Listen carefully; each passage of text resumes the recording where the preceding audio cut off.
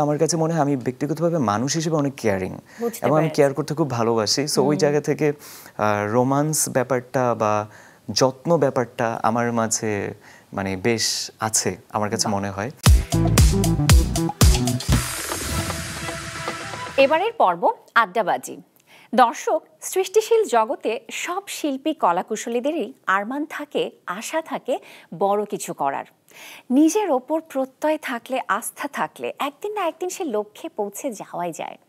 তরুণ নাট্য নির্মাতা আরমান রহমান প্রত্যয় তেমনই একজন। এই তো কিছুদিন আগে মাছরাঙা টেলিভিশনে প্রচারিত তার নির্মিত নাটক ভালোবাসি বেশ জনপ্রিয় হয়েছে। ইউটিউবে মুক্তি পাওয়ার পর মাত্র 9 দিনে নাটকটির ভিউ হয়েছে 3.1 মিলিয়ন। এরকম অনেক জনপ্রিয় নাটকের পরিচালক, গল্পকার আরমান রহমান প্রত্যয় এসেছেন আজকের হট সিটে। চলুন তার সাথে আড্ডা দেই। কেমন আছেন? আমি আলহামদুলিল্লাহ ভালো আছি। আপনি কেমন আছেন? আমিও খুব খুব ভালো আছি এবং একটা কথা বলতেই চাই যে অনেক দিনের আরমান ছিল বিনোদন সারাদিনের এই হট সিটে বসার, তাই না? স্বপ্ন তো অবশেষে পূরণ হয়েছে, আজকে পূরণ হলো। কেমন লাগছে? আমার অবশ্যই ভালো লাগছে। First of all it's being always a pleasure Maasranga টেলিভিশনে আসার। সো অনেক বছর হয়েছে এখানে আসা হচ্ছে। ডেফিনেটলি বিনোদন সারাদিনের মতো প্রোগ্রামে আসার সবারই একটা ইচ্ছে থাকে, বিকজ খুবই রুচিশীল এবং গোছানো একটা প্রোগ্রামে উঠছে। সো ডেফিনেটলি ভালো লাগছে। জি, এবং মাছরাঙা টেলিভিশনে আপনার একাধিক নাটক প্রচারিত হয়েছে এবং সাম্প্রতিক সময়ে ভালোবাসি নাটকটি বেশ জনপ্রিয়তা পেয়েছে। দর্শকদের কাছ থেকে ফিডব্যাক কেমন পাচ্ছেন আপনি সবকিছু মিলিয়ে? দর্শকদের দিক থেকে অনেস্টলি পার্সোনালি অনেক বেশি টেক্সট পেয়েছি, আচ্ছা। যেটা আমার কাছে এইবার একটু নতুন ছিল। লাইক পার্সোনালি অনেকে টেক্সট করে আমাকে অ্যাপ্রিসিয়েশন জানিয়েছে অ্যাবাউট দিস ড্রামা। সো আর কমেন্টস আমি অলওয়েজ পড়তে পছন্দ করি বিং অ্যান ডিরেক্টর একদম শুরু থেকে। সো কিছু কিছু এত ভালো কমেন্ট আমি পেয়েছি যেটা আমি আমার মানে এন্টায়ার লাইফে আমি ভুলবো না। এত সুন্দর কিছু কমেন্টস ছিল। দুটো মানে একটা ফ্যামিলির মধ্যে একটা হাজব্যান্ড এবং ওয়াইফের দুইজনেরই আমি কমেন্ট পেয়েছি, এমন সময়ও ছিল। সো আমার কাছে খুবই ভালো লেগেছে। সো আমি দর্শকের জন্য এভাবে কাজ করে যেতে চাই।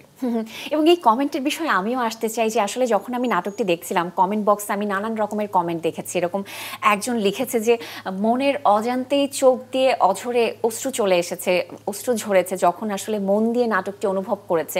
এবং আরেকজন বলেছে যে জীবন থেকে নেয়া নিজের চেহারাটা এই নাটকটির মধ্য দিয়ে তিনি দেখতে পেয়েছেন। এরকম আরও নানান রকমের কমেন্ট করেছেন অনেকেই, যে তাদের জীবনের অনেক কিছুর সাথেই তারা এই নাটকটির মিল খুঁজে পেয়েছে। এই বিষয়টা নিয়ে আপনার কাছে জানতে চাই, আপনি কি বলতে চান? বেসিক্যালি আমরা যখন নাটক বানাই তখন তো নাটকটা অডিয়েন্সের জন্যই বানাই। সো এখনকার সময় তো মানে নাটকের জনরার মধ্যে অনেক ভ্যারাইটি থাকে এবং দর্শকের কাছে অনেক ভিন্ন ভিন্ন অপশন আছে to see certain projects. So ওই জায়গা থেকে যখন যেই জনরাতে কাজ করি তখন প্ল্যান থাকে যে অডিয়েন্সের পালসটা বোঝার স্পেশালি।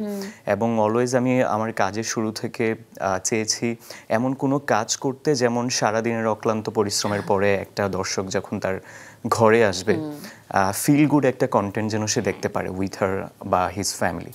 সো ওই জায়গা থেকেই কাজটা করা। তো আমি অলওয়েজ দর্শকের জন্যই কাজ করি, যতদিন দর্শক ভালোবাসা দিয়ে যাবে ততদিনে কাজ করব। জি, আবার অনেকে হতাশ হয়ে এও বলেছেন যে এই নাটকটির নারী চরিত্রটির মতো এত বড় মনের মানুষ আজকাল আসলে আর পাওয়া যায় না, যেটা শুধু নাটক সিনেমাতেই সম্ভব হয়। এই বিষয়ে আপনার মন্তব্য কি? এই বিষয়ে আমি মন্তব্য করতে চাই, লাইক মোর দেন 1000 কমেন্টস তো ওখানে আছে। তো 2 থেকে 3টা কমেন্ট আমি পেয়েছি যেরকম অনেকে বলেছে নাটক সিনেমাতে ওইরকম ক্যারেক্টার পসিবল দেখানো বাস্তবে সম্ভব নয়। বাট আমার কিছু কমেন্টসও আমি দেখেছি। একজন লাইক হাজব্যান্ড বলেছে যে ইন রিয়েল বা ইন প্র্যাকটিক্যাল আমার ওয়াইফ আরও ভালো, এবং তাকে নিয়ে ছোটোখাটো একটা চিঠি আমার কমেন্ট বক্সে লিখেছে এবং ওই মানুষটাই পরবর্তীতে আমাকে মেসেঞ্জারে ইনবক্স করেছে। মানে সে খুবই কৃতজ্ঞ। আরেকটা কমেন্টের কথা যদি বলি, আমি মনে রেখেছি লাইক হাজব্যান্ড সকালবেলা অফিসে যাচ্ছে, যাওয়ার আগে শুধু তিনি তার স্ত্রীকে বলে গেছেন যে এই নাটকটা দেখো আজকে। সো এতটুকুই বলেছে। এখন স্ত্রী হচ্ছে এখানে এসে কমেন্টে কমেন্ট করেছে যে তার স্বামী তাকে কতটা ভালোবাসে সেই জিনিসটা তিনি বুঝতে পেরেছেন। সো এখনকার যুগে অ্যাকচুয়ালি মানে সম্পর্কগুলো এত মানে ডায়নামিক এত চেঞ্জ হচ্ছে, মানুষের তো অস্থিরতা চারপাশে চারপাশে সো এর মধ্যে যদি মানে এরকম ভালো কিছু কন্টেন্ট দর্শককে দেখাতে পারি, ভালোবাসার থেকে বড় কিছু আমার কাছে পৃথিবীতে নেই। সেটা হতে পারে ফ্রেন্ডের সাথে, যতটুকু আগলে ধরে রাখতে পারি সেটাই ভরসা রাখতে চাই। এবার নাটকের কলাকুশলীদের কথাতে আসতেই চাই, এবং যেমনটা আমরা দেখেছি যে ইয়াশ রোহান এবং আয়েশা খান জুটির প্রথম নাটক ছিল মায়াফুল, এবং তারা আসলে একসঙ্গে কিন্তু খুব বেশি কাজ করেননি, বাট ভালোবাসে এই নাটকে তাদের জুটিকে কিন্তু দর্শকেরা খুব ভালোবাসা দিয়েছেন, পছন্দ করেছেন। আপনার কেমন কাজের অভিজ্ঞতা হয়েছে তাদের সাথে? আমার কাজের অভিজ্ঞতা বরাবরই অসাধারণ হয় তাদের সাথে। সো ইয়াশ ভাইয়ের ব্যক্তিগতভাবে আমি অভিনয়ের খুব ফ্যান। উনি চমৎকার অভিনয় করে, লাইক একটা ক্লাসিক্যাল ভাইব আছে ওনার অ্যাক্টিং এ, একদম ট্রু, একদম। সো ওই জায়গা থেকে আমি খুব মুখিয়েছিলাম যে আমাদের যখন প্রথম মিটিং হয়েছে ফেস টু ফেস, তখন আমি ওনাকে গল্পটা যখন শুনিয়েছি, so he was literally so excited যে উনি মানে অস্থির হয়ে গেছে যে এটা আমরা এখানে করি, এই লোকেশনে করি, এভাবে করি, ওভাবে করি। তো ব্যাপারটা থেকে আমি তখন বুঝতে পেরেছি যে ওনার ভেতরে যে আর্টসটা ছিল, ভালো কাজের সঙ্গে যুক্ত, ভালো কাজের সঙ্গে যুক্ত উনি অলওয়েজই হতে চান বলে এত ভালো পজিশনে উনি এখন কাজ করছেন। আর আয়েশা খান সুইট, সোবার, অলওয়েজ খুবই গোছানো আর্টিস্ট অন সেট। সো দুজনের সাথে কাজের এক্সপেরিয়েন্সে দেখা গেছে যে ইয়াশ ভাই অনেক কিপ কাম হয়ে যায় যখন আয়েশা খানের মতো কো আর্টিস্টও সাথে থাকে। সো দুজন মিলে মানে খুব গুছিয়ে মনে হয়েছে যে দুইটা ক্যারেক্টারের প্রোটাগনিস্ট হিসেবে তারাই পারফেক্ট ছিল আমার কাছে মনে হয়েছে অন সেট। আচ্ছা, এবং যেমনটা আমরা বলছিলাম গল্পে গল্পে যে ইয়াশ রোহান তো আসলে এই সময়ের শীর্ষ জনপ্রিয় অভিনেতাদের মধ্যেই একজন। কোনো কাজে আসলে সম্মতি দেবার আগে তিনি কি কি বিষয় নিয়ে পরিচালকের কাছে জানতে চান বা আপনার কাছে জানতে চেয়েছেন, এবং শুটিং সেটে তিনি কেমন থাকেন? শুটিং সেটে ভাইয়া কাজ শুরু হবার আগ পর্যন্ত অনেক চিল থাকে, অনেক ফানি থাকে, অনেক মজা করে সবার সাথে, মানে ইম্পালস করে সবাইকে কথা বলার জন্য। বাট যখন প্রথম সিকোয়েন্স বা প্রথম শটটা স্টার্ট হয় তখন উনি কেমন যেন খুব সিরিয়াস হয়ে যায়। তো দেখা যায় যে আমি চেয়ার থেকে উঠে ভাইয়ের কাছে যাচ্ছি, ভাইয়া পুরো ক্যারেক্টার এত থাকে বলে কথা বলো না, আমি ভাবছি কি করতে হবে। সো ওনার সাথে লাইক কাজের এক্সপিরিয়েন্সে অন সেট আমার কাছে ট্রেমেন্ডিয়াস এক্সপিরিয়েন্স হয়েছে। স্পেশালি আমাদের লাস্ট ডেতে স্টিল আই রিমেম্বার লাইক রাত 2:30 থেকে 3টা বেজে গিয়েছিল। তখন ইয়াশ ভাইয়ের যে ফুল অন এনার্জিটা দেখতে পেরেছে ওনার মধ্যে, এবং দায়িত্ব নিয়ে যে প্রত্যেকটা ইন্ডিভিজুয়াল শট যে শেষ করে যাওয়া ফ্রম দি সেট, ওইটা আমার কাছে ট্রেমেন্ডিয়াস লেগেছে। এবং এটাই ডিফারেন্ট অনেস্টলি, লাইক ওনারা যারা ভালো পজিশনে, with due respect to all other artist যারা ভালো পজিশনে কাজ করছে, ডেফিনেটলি হার্ড ওয়ার্কার ছিল এবং পরিশ্রমী বলেই কাজটা করতে পারছে। এবং একটা সময় আমরা যেমনটা দেখেছি যে নাটকে বেশ জনপ্রিয় গান হতো, এবং সেই গানগুলো আমরা সবাই উপভোগ করতাম, শুনতাম সব সময়। কিন্তু এখন তো আসলে প্রায় অনেক নাটকেই গান থাকে, কিন্তু সেই আগের মতো জনপ্রিয়তা বিষয়টা কিন্তু আমরা দেখি না বা পাই না, জনপ্রিয় গানগুলো পাই না। আপনার কি মনে হয় এই বিষয়ে? অনেস্টলি আমার কাছে মনে হয় লাইক আপনি একদম সত্যি কথা বলেছেন যে আমিও ব্যক্তিগতভাবে বিং এ ডিরেক্টর মাইসেলফ, আমিও সুন্দর সুন্দর যে গানের যে স্পৃহাটা ছিল, যেই ভাইবটা ছিল আমাদের like way back in like 2020, 21, 22 ওই সময় পর্যন্ত নাটক মানে হচ্ছে অসাধারণ কিছু সিঙ্গারদের ভয়েসে ডিফারেন্ট গান ছিল। ওই জিনিসটা আমি মিস করি। তো ব্যক্তিগতভাবে আমি এমনভাবে কাজ করতে চাই, একদম মনের কথাটাই বলেছেন যে আমার প্রজেক্টে এমন কিছু গান থাকুক যেগুলো আমি প্রপারলি পাবলিসিটি করে ভালো গানগুলো মানুষের কাছে পৌঁছে দিতে পারি, এবং এটা actually missing, but we are working on that, being honest. আচ্ছা আচ্ছা। এবং গল্পে গল্পে আরেকটা কথা মনে পড়ছে যে গত বছর আপনি এপ্রিলের দিকে বলেছিলেন যে এই পর্যন্ত আপনি 44টি নাটক নির্মাণ করে ফেলেছেন। তার মানে এতদিন যে হয়ে গেছে, এখন তো হাফ সেঞ্চুরি ডান আপনার করা হয়ে গেছে। যদি মানে একটু জানতে চাই যে আসলে নির্মাতা হিসেবে আপনার লক্ষ্য কি? নির্মাতা হিসেবে আমার লক্ষ্য হচ্ছে লাইক আমি এমন কিছু প্রজেক্ট করতে চাই, সত্যি কথা বলতে ওই ক্ষুধাটা আমার মনের মধ্যে প্রচণ্ড পরিমাণে আছে সত্যি। আমি এমন কিছু প্রজেক্ট করতে চাই যে প্রজেক্টগুলো আগামী লাইক 10 থেকে 20 বছর বা 20 বছর পর দর্শক যেন মনে রাখে। এবং ডেফিনেটলি লাইক আমার রোমান্টিক জনরাটা খুব পছন্দ, সো আমার আর্টিস্টগুলোর সিলেকশন ওই রকমই হয়। আর যেমন রোমান্সটাকে আমি আউট অফ দ্য জনরা দেখাতে চাই, আউট অফ দ্য বক্স, কিভাবে চিন্তা করা যায় যে ভিন্নভাবে পরিশোধিত পরিশানিতভাবে যেন দর্শককে দেখাতে পারি। ফ্যামিলি ড্রামার প্রতি অলওয়েজ আমার একটা সফট কর্নার আছে। তো পরিবারের এখন যেই মানে ভাঙা গড়ার যে একটা গল্প বিষয়গুলো আছে, আমরা হ্যাঁ, দেখতে হ্যাঁ। পাই, লাইক সোশ্যাল মিডিয়াতে তো অস্থিরতা চারপাশে, মানুষের সম্পর্কগুলো দেখা যাচ্ছে যে দুদিন আগে একজনের সাথে একজনের খুব ভালো সম্পর্ক, দুদিন পরে দেখছি যে লাইক ব্রেকআপ হয়ে যাচ্ছে। একদম। আমি এই জিনিসগুলোকে নিয়ে আর কি কাজ করতে চাই বেসিক্যালি। আমার কাছে সম্পর্ক এবং ভালোবাসাটার মূল্য অনেক। সো আমি চাই যে ভালোবাসা শব্দটা এতটাই মহত্ব রাখে, এতটাই দামি আসলে, এতটা দামি কিন্তু আসলে, লাইক ভালোবাসার পাশাপাশি দুজনের মাঝে মিউচুয়াল রেসপেক্টটা খুবই Bonding-টা, গুরুত্বপূর্ণ। হ্যাঁ। সো ওই শ্রদ্ধাবোধ থেকে যদি ভালোবাসাটা থাকে, ডেফিনেটলি তাদের মাঝে ভালো বন্ধন থাকবে। সো এই জিনিসটা নিয়ে আমি কাজ করছি। আরেকটা জিনিস হচ্ছে, আমি যেই জনরাতেই কাজ করব, আমার ইচ্ছে আছে যে একটু বিগ ক্যানভাসে একটু বড় পরিসরে কাজগুলো করার। আলটিমেটলি যেটা মাথায় আছে, দর্শকের মাঝে যেন কাজগুলো বেঁচে থাকে। এবং কাজের পরিকল্পনা থেকে আমিও জানতে চাই যে একক নাটকই তো আপনি বেশি নির্মাণ করছেন, সেদিক থেকে আসলে ধারাবাহিক নাটক নির্মাণের কোনো পরিকল্পনা নেই আপনার? ধারাবাহিক নাটক নির্মাণের পরিকল্পনা আজ থেকে 1 বছর 2 বছর আগেও ছিল। আচ্ছা। তখন মার্কেটটা ধারাবাহিকের একরকম ছিল, ওই সময়টার আগে আবার অন্যরকম ছিল। সো আমরা বেসিক্যালি যদি ডিভাইড করি, লাইক 3টা ফেজে ধারাবাহিক নাটকগুলো যাচ্ছে। বর্তমানে like director like Mustafa Kamal Raj ভাইয়া, ওনার সাথে যেমন আমার খুব ভালো বন্ডিং আছে। ভাইয়ার হচ্ছে সিনেমাওয়ালাতে কিছু প্রজেক্ট হচ্ছে ধারাবাহিক, এবং অডিয়েন্স খুব চমৎকারভাবে এগুলো গ্র্যাব করে নিচ্ছে, রেসপন্স করছে। তো এখন মনে হচ্ছে ধারাবাহিকের জোয়ারটা আবার ফিরে আসছে, বেশ কিছু ভালো কাজ হচ্ছে।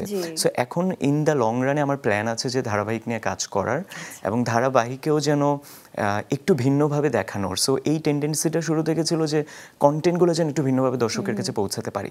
সেটা নিয়ে আমি প্রচুর স্টাডি করি। আমার একটা কন্টেন্ট বানাতে একটু সময় লেগে যায়, আমি একটু রিসার্চ করি, প্রি প্রোডাকশন অনেক টাইম দেই।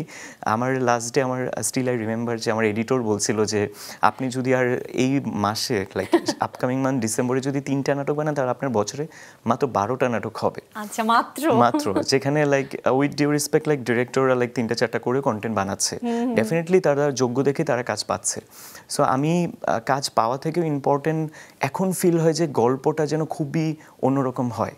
মানে দর্শকের একটা এক্সপেকটেশন যেহেতু ক্রিয়েট হয়েছে, তাদের একটা আস্থার জায়গা আছে।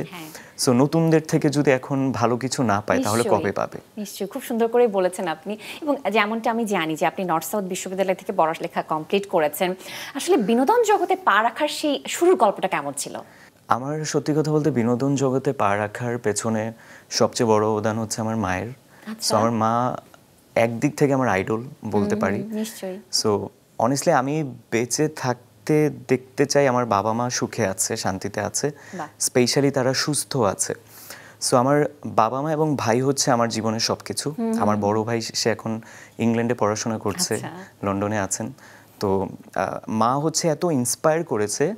I am so lucky that I have a mother like this. Like আমি লাইফে যা যা করতে চেয়েছি সব কিছুতে আমার মা আমাকে সাপোর্ট দিয়েছেন, এবং উনিও শুরুর দিকে অনেক অভিনয়ের সাথে সম্পৃক্ত ছিল।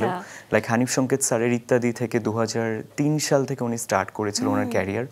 সো অনেক ইত্যাদির এপিসোডে আমি ওনাকে দেখতে পেয়েছি। আমি তখন শুটিংয়ে যেতাম ছোটবেলা, সেখান থেকে ইচ্ছেটা হয়েছে। আর ওই খাবার টেবিলে অনেক খাবার টাবার ছিল শুটিংয়ে, লাইক অনেক ভ্যারাইটি খাবার দাবার। সো দেখে আমার কাছে মনে হতো যে একটা পুরো পিকনিক টাইপের একটা পরিবেশ থাকে, উৎসবমুখর পরিবেশ থাকে, সবাই মজা করছে, গল্প করে করে কাজ করছে।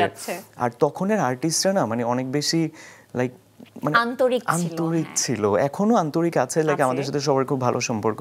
বাট ওই সময়টা দেখা যায় না, আমরা অলওয়েজ মিস করি 90s 2000 এর এরাগুলোকে। সো ওই সময়টাতে আমার এই সেক্টরটার প্রতি এত ভালোবাসা ক্রিয়েট হয়েছে। তো আমি ভেবেছি যে ইন দ্য লং রানে either I should do act or মানে being a film maker. So তখন থেকে গ্র্যাজুয়ালি মায়ের সাপোর্ট ছিল। আমার বাবা গভর্নমেন্ট জব করেন, সো উনি খুবই ব্যস্ত থাকে সরকারি কাজকর্ম নিয়ে। সো এতটা সময় যতটা না দিতে পেরেছে, আমাদের মা আমাদেরকে প্রপারলি গাইড করেছিল। সো মায়ের স্বপ্ন পূরণ করতেই আর কি আজকে এই পর্যন্ত আসতে পেরেছি। চমৎকার। এবং একজন সফল নির্মাতা হতে হলে তো আসলে সবসময় পড়ালেখার মধ্যেই থাকতে হয়, প্রচুর পড়তে হয়, এবং দেশ বিদেশের আসলে অনেক সিনেমা দেখা, বই পড়া, এবং বড় নির্মাতাদের সহকারী হিসেবে তাদের পাশে থেকে কাছে থেকে অনেক কিছু শেখার চেষ্টা করা সবসময়। সেই আপনার জার্নির গল্পটা আমি একটু জানতে চাই, কিভাবে কি হলো সবকিছু মিলিয়ে? আমার জার্নির গল্পটা অনেস্টলি খুব বেশি কমপ্লিকেটেড ছিল না। It was a bit smooth, I would say. Like আমি আই ডোন্ট নো, আমার সাথে লাইক মানুষ যখন কথা বলতো শুরু থেকে, মানে সফট কর্নার আমার প্রতি কাজ করতো সবার। সো আমি যখন শুরু থেকে আমার একটা প্লাস পয়েন্ট ছিল বাই দ্য ওয়ে, আমি অনেক ভালো স্ক্রিপ্ট লিখতে পারতাম, আচ্ছা আমি অনেক ভালো গল্পকে ফিল করতে পারতাম। লাইক আমাকে রোমান্টিক জনরার বাহিরেও যদি অন্য কোনো গল্প লিখতে দিত, আমি মানে খুব মন থেকে থাকে না, মনের থেকে যখন কোনো কিছু চাওয়া হয় সেটা খুব পূর্ণ হয়। সো আমি মন থেকে গল্পটা লিখতে বসতাম। তো আমার প্রথম আই স্টিল রিমেম্বার একজন প্রযোজক ছিলেন, সো ওনাকে আমি একটা জাস্ট গল্প পিচ করেছিলাম। সো উনি আমাকে দেখেই জিজ্ঞেস করেছিলেন যে রফিকুল ইসলাম মেবি ওনার নাম, তো উনি আমাকে জিজ্ঞেস করেছিলেন যে এই গল্পটা করার আগে তুমি কি কয়টা প্রজেক্ট করেছো? আচ্ছা so he was suppose to think like যে আমি অনেকগুলো প্রজেক্ট করে তাকে একটা গল্প দিয়েছি। সো এত সুন্দর লাইক প্রপারলি গুছিয়ে আমি লিখে দিয়েছিলাম। তো আমি বলেছি এটা আমার ফার্স্ট প্রজেক্ট হতে পারে যদি আপনি করেন, যদি সুযোগ দেন। সো উনি জাস্ট আমার দিকে 5 মিনিট তাকিয়েছিল, গল্পটা পড়লো, তারপর হচ্ছে জাস্ট আমাকে বললো যে আমি তোমার সাথে কাজটা করব, সো তুমি স্টার্ট করো। বাট অনেস্টলি লাইক ওই প্রথম একটা কি দুটো প্রজেক্ট করার পরে জার্নিটা তো ইজি ছিল না। লাইক আমাকে তো হচ্ছে ইন্ডাস্ট্রিতে সবাইকে চেনাতে হবে, জানাতে হবে। 2020 সালের কথা অ্যাপ্রক্সিমেটলি। সো তখন আমার কাছে একটু চ্যালেঞ্জেস আসা স্টার্ট হলো। অ্যান্ড ওই 3, 4, 5, 6, 7টা কাজের ফেজটা অনেক বেশি মানে টাফ ছিল আমার জন্য। বাট আমি কখনো ভেঙে পড়িনি। আমার কাছে কনফিডেন্স ছিল যে if I have the talent with me, definitely I am gonna shine in the long run. So that was the ultimate thing. And মায়ের মোটিভেশন, আমার প্যারেন্টস, আমার বাবারও ছিল। বাবা যখনই আমার সাথে কথা বলতো, যে বলতো একটা কথা আছে হিন্দিতে, লাইক যা বাবা জিলে আপনি জিন্দেগি। সো ওইরকম বাবা বলতো যে তুমি যেটাই করবে লাইক আমরা সাপোর্টে আছি এবং মন থেকে দোয়াটা তোমার সাথে আছে। So by the help of them, like by the support of them, gradually বিষয়টা হয়েছে। কখনোই শুরুটা ভালো হবার পরেও কখনো মানে পথটা অনেক বেশি ইজি ছিল না আমার জন্য। সো ওখান থেকে কিছু কাজ করার পরে I am really blessed or grateful to some particular মানে ওয়েল নোন প্রোটাগনিস্ট যারা আমাকে অপরচুনিটি দিয়েছিল আমার ট্যালেন্টের কথা চিন্তা করে, আপনার উপর সেই আস্থাটা রেখেছিল। তখন থেকে আর কি জাস্ট ট্র্যাকটা, জার্নিটা অন্যভাবে স্টার্ট হয়েছে। এবং গল্পে গল্পে যেমনটা শুনছিলাম যে আপনি তো সাধারণত যেমনটা আমরা দেখেছি যে রোমান্টিক গল্পের নাটকই বেশি নির্মাণ করেছেন, এর পেছনে বিশেষ কি কোনো কারণ রয়েছে? এর পেছনে বিশেষ কারণ হচ্ছে ব্যক্তিগতভাবে আমি মনে করি আমি অনেক রোমান্টিক। আচ্ছা। সো আরেকটা জিনিস, আমার একটা ভালো অ্যাট্রিবিউট আছে, আই ডু বিলিভ লাইক আমি অনেক বেশি কেয়ারিং। লাইক আমার ফ্রেন্ড হোক, আমার প্যারেন্টস হোক, লাইক নাও কারেন্টলি লাইক আমি single for example, but would be like যে পার্টনার হবে, আমার সবসময় একটা মনের ব্যাপার ভেতরে থাকে যে if they will face any sort of adverse situation, প্রতিকূল অবস্থায় তারা যে কষ্টটা সাফার করবে, আমি তাদের জায়গায় হলে ও কষ্টটা আমার কাছে কেমন লাগতো, এবং তাদের জন্য একা সাফার করতে না হয়। এক্স্যাক্টলি। সো ওই জায়গা থেকে আমার কাছে মনে হয় আমি ব্যক্তিগতভাবে মানুষ হিসেবে অনেক কেয়ারিং এবং আমি কেয়ার করতে খুব ভালোবাসি। সো ওই জায়গা থেকে রোমান্স ব্যাপারটা বা যত্ন ব্যাপারটা আমার মাঝে মানে বেশ আছে আমার কাছে মনে হয়। এটা আমার মানে ফ্যামিলি তো সবাই বলে, রিলেটিভসরাও ইভেন বলে। আমি দায়িত্ব নিয়ে কোনো কিছু করার চেষ্টা করি, জানি না কতটুকু পারি, বাট আমি চেষ্টা করি।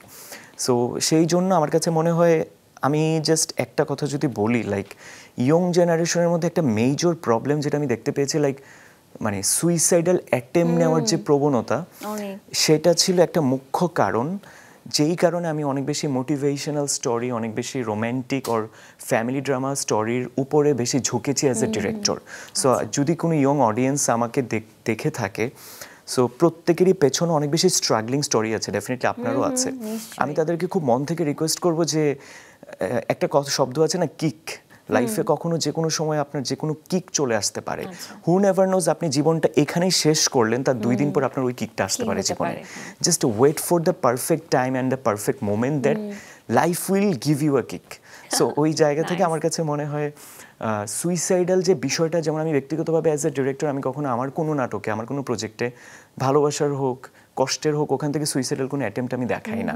এটা আমার কাজের একটা ধর্ম আমার জন্য। সো আমি ওটা পছন্দও করি না।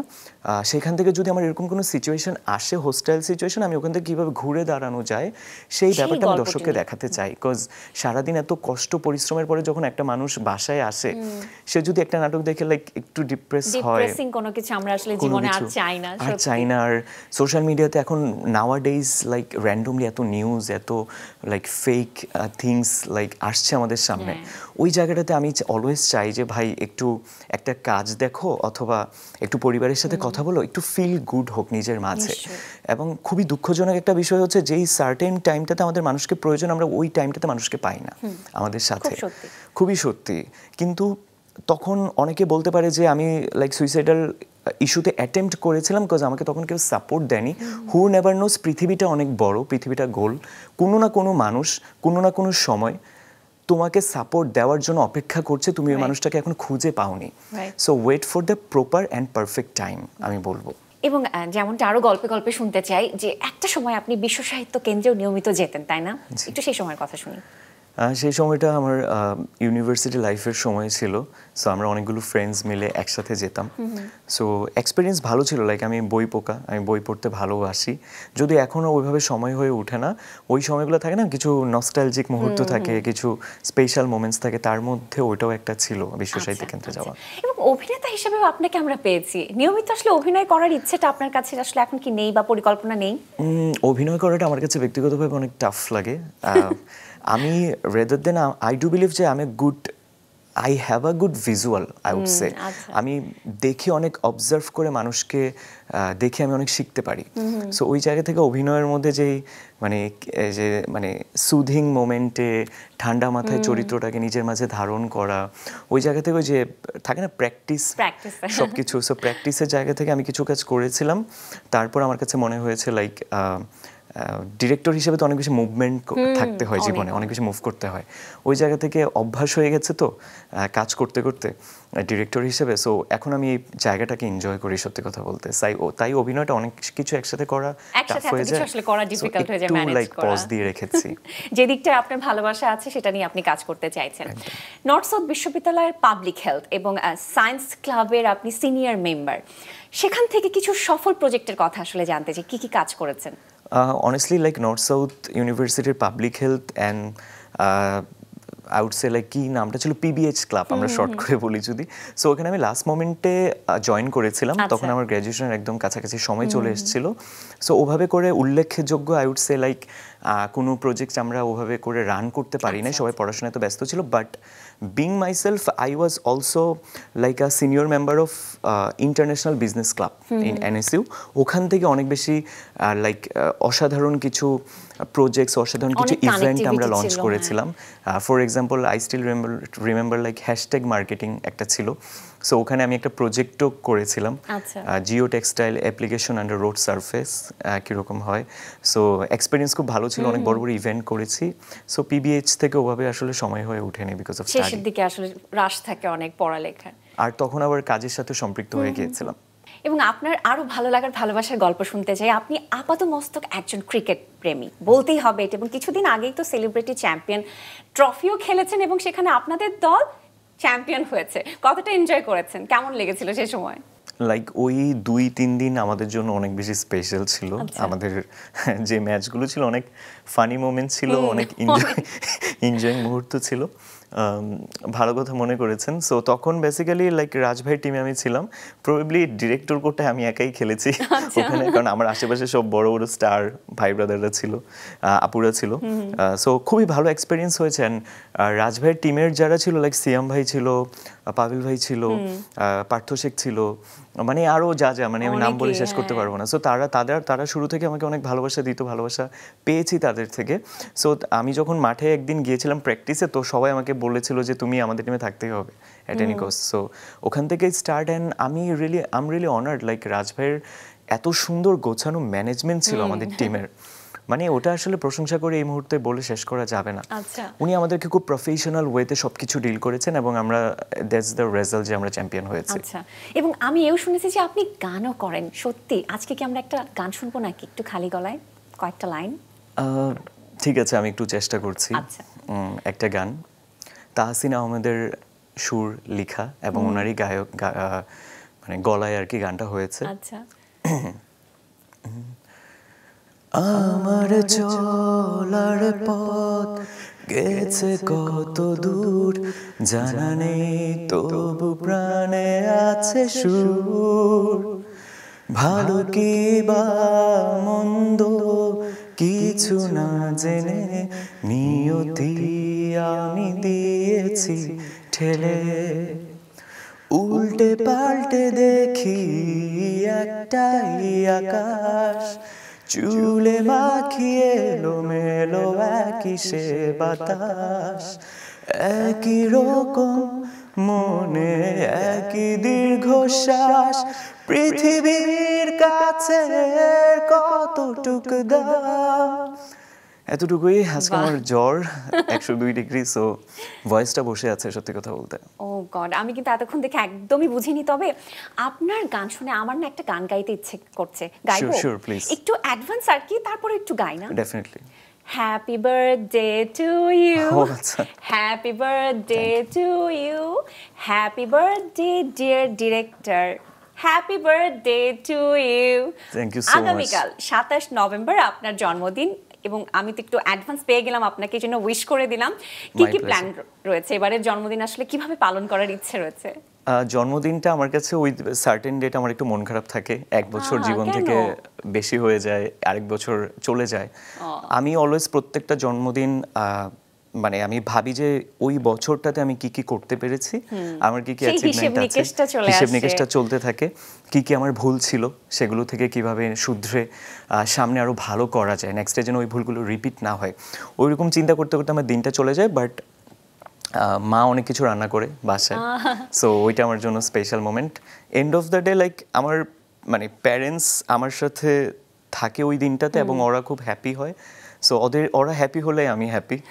আর লাস্ট বার্থডেতে আমি একটা গিটার গিফট পেয়েছিলাম মা থেকে, বাহ। সো আমার কাছে খুব ভালো লেগেছে। ফ্রেন্ডসরা আমাকে উইশ করেছিল লাস্ট বার্থডেতে।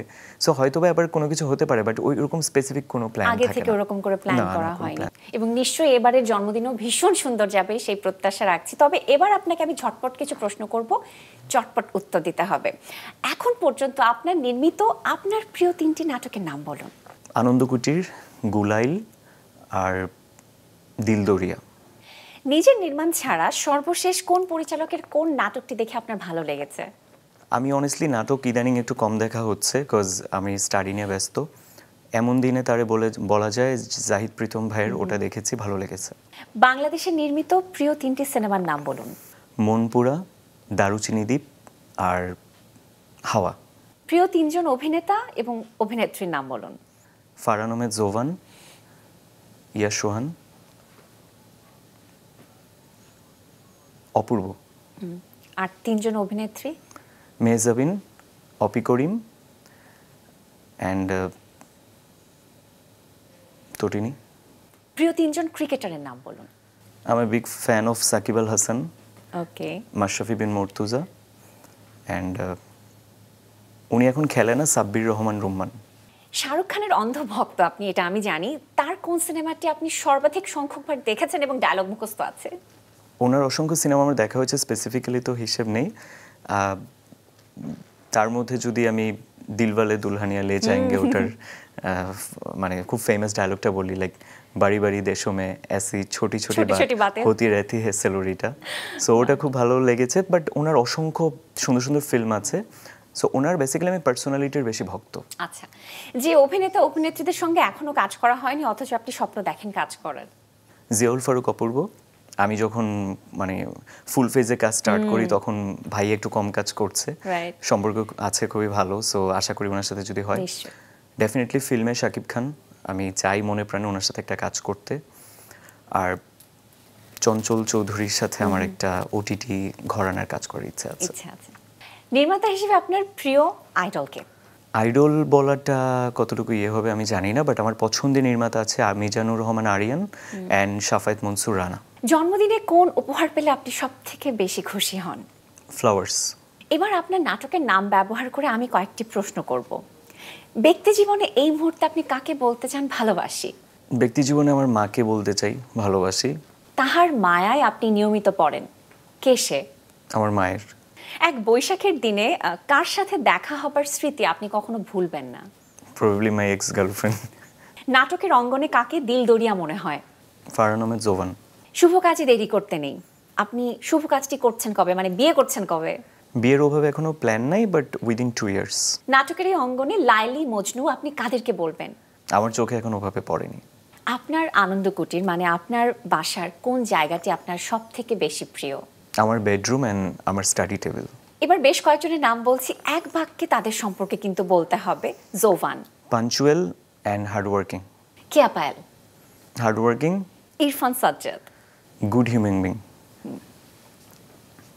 Yash Rohan. Serious towards his work. Sadia Ayman. Sweet, sober. Tanjim Saiyara Totini. Good actress. Partho Sheikh.